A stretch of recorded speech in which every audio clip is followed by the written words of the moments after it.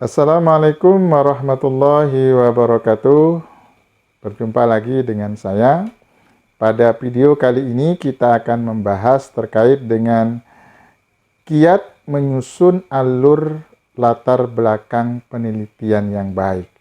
Bagaimana cara kita menyusun alur latar belakang yang baik? Akan saksikan setelah ini.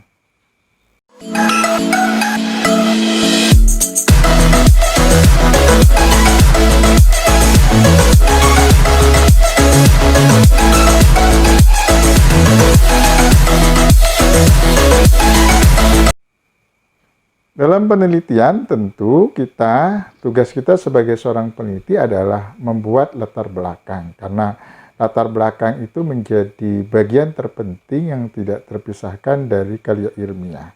Ketika latar belakang itu tidak ada dan tidak kita susun dengan baik, ya tentu nanti para pembaca itu akan kebingungan apa sih yang ingin dicari dari penelitian tersebut. Paling tidak kan di latar belakang itu menggambarkan secara umum apa yang ingin kita hasilkan dari hasil penelitian itu. Nah, ada beberapa kiat dalam menyusun alur latar belakang penelitian yang coba saya kemukakan di sini. Mudah-mudahan ini menjadi dasar kita untuk membuat latar belakang yang baik. Yang pertama adalah kiat menyusun alur latar belakang penelitian itu. Yang pertama, tentu kita sebagai seorang peneliti harus memahami dua gaya riset atau dua gaya penelitian. Di dalam metodologi penelitian kita kenal ada dua gaya penelitian. Yang pertama adalah gaya penelitian yang bersifat kuantitatif, kemudian yang kedua ada gaya penelitian yang bersifat kualitatif. Tentu masing-masing gaya penelitian itu punya karakteristik yang berbeda, punya ciri khas yang berbeda. Maka seorang peneliti tentu harus memahami terkait dengan bagaimana alur dari kedua gaya penelitian tersebut. Biasanya kalau penelitian kuanti kan itu bermain dengan angka. Nanti penyelesaian risetnya tentu dengan menggunakan rumus-rumus statistik. Sementara penelitian kualitatif itu bermain dengan deskriptif kualitatif.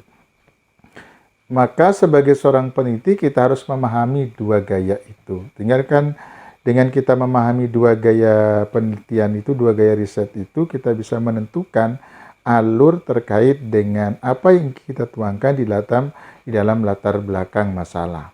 Kemudian yang kedua, kiat menyusun alur latar belakang masalah penelitian itu adalah tentu kita harus menjawab semua pertanyaan why di judul. Mengapa? Di judul itu kan ada pertanyaan yang harus kita jawab. Harus kita jawab di latar belakang. Apakah judul itu bersifat deskriptif kualitatif atau bersifat judul kuantitatif? Maka semua pertanyaan why atau mengapa itu paling tidak harus terjawab di latar belakang. Ketika dia satu variabel, ya tentu satu variabel itulah yang kemudian akan kita jawab di latar belakang. Kalau dia terdiri dari dua variabel, tiga variabel sampai seterusnya, tentu semua variabel itu harus kita jawab di dalam latar belakang tersebut. Karena why, mengapa di judul itu menjadi patokan kita, menjadi pondasi atau dasar kita untuk kemudian membuat latar belakang. Kalau tidak ada mengapanya atau why-nya, maka tentu kita akan kesulitan menuangkan alur pikiran kita di dalam latar belakang masalah tersebut. Kemudian yang ketiga, kiat kita menyusun alur latar belakang penelitian itu adalah tentu kita harus paham dengan pola alur dan pokok pikiran paragraf.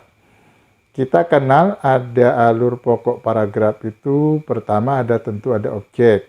Objek itu adalah harus termuat di dalam latar belakang tersebut. Kita sampaikan bahwa objek penelitian kita itu di mana, objek penelitian kita itu apa, kita sampaikan di latar belakang itu. Pola alur dan pokok pikiran yang kedua yang harus ada dalam pikiran paragraf itu adalah tentu metode. Metode yang kita gunakan di dalam proses pemecahan masalah yang kita teliti itu apa? diungkapkan secara singkat. Apakah metode yang kita gunakan adalah metode kuanti atau sebaliknya metode kuali, atau mungkin juga metode yang kita gunakan adalah mixel, metode gabungan antara kuanti dengan kuali. Kemudian pikiran paragraf itu juga harus mencakup terkait dengan kelebihan dan kelemahan dari metode yang kita gunakan, atau kelebihan dan kelemahan dari fenomena yang kita angkat. Kemudian juga di dalam pola pikir, pokok pikiran paragraf itu juga harus termuat terkait dengan solusi. Solusi apa yang bisa kita berikan terkait dengan fenomena yang kita angkat. Ya, solusinya adalah solusi singkat. Terkait dengan solusi itu boleh buah pikiran kita, boleh juga berdasarkan hasil pendapat-pendapat para ahli yang nantinya akan kita uji dalam penelitian selanjutnya. Kan pengujian hasil penelitian itu akan terlihat dari hasil pengujian hipotesis. Apakah hipotesis itu akan diterima atau ditolak, tergantung bagaimana kemudian pengolahan dari data-data statistik yang kita gunakan kalau itu penelitian kuantitatif. Kemudian tujuan penelitian juga harus ada dalam pokok pikiran paragraf itu. Apa yang menjadi tujuan penelitian kita, itu akan kita tuangkan di dalam pokok pikiran paragraf tersebut. Kemudian yang keempat, alur latar belakang, yang keempat itu adalah belajar menulis dengan ATM. Maksudnya belajar menulis dengan ATM itu adalah A-nya itu maknanya amati, T itu tiru, dan M itu modifikasi. Kita sebagai seorang peneliti harus kemudian sering-sering mengamati tulisan atau latar belakang penelitian terdahulu. Sehingga dengan kita sering mengamati latar belakang hasil penelitian terdahulu, paling tidak kita punya gambaran. Seperti inilah cara kita membuat latar belakang.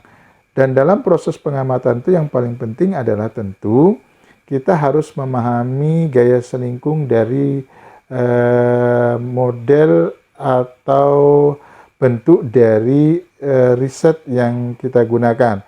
Masing-masing perguruan tinggi tentu punya gaya selingkung berbeda, punya format penelitian yang berbeda. Tidak mesti harus sama. Artinya dari pengamatan yang kita lakukan, kita punya gambaran. Seperti inilah contoh latar belakang kalau dia di perguruan tinggi A. Kalau di perguruan tinggi B adalah seperti ini dan seterusnya. Yang kedua adalah tiru. Tiru bermakna ya kita paling tidak meniru dari sisi formatnya. Bagaimana kemudian kita bisa meniru gaya bahasanya, gaya atau pola pikir paragrafnya kita bisa tiru dari hasil pengamatan kita tadi. Tiru bukan berarti kita menjiplak 100%, tidak. Tapi paling tidak ada beberapa poin yang bisa kita ambil, kita tuangkan di dalam latar belakang kita.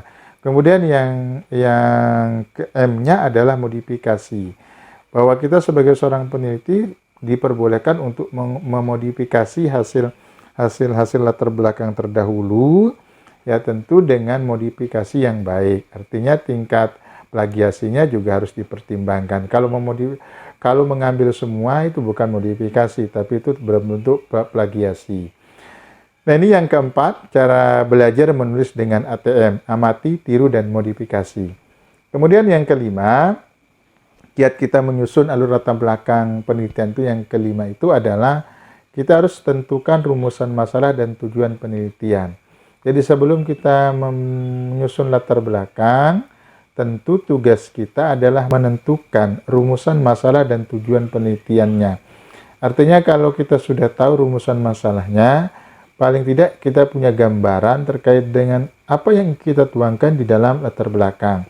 Kalau kita sudah tahu terkait dengan apa tujuan penelitian kita bisa punya gambaran apa yang akan kita tuangkan di dalam latar belakang. Nah, ini 5 hal yang bisa kita gunakan, kiat-kiat yang bisa kita ambil untuk kemudian menyusun latar belakang penelitian yang baik. Demikian hal-hal yang kiat-kiat yang bisa digunakan, yang bisa saya sampaikan. Mudah-mudahan ada manfaatnya bagi kita semuanya.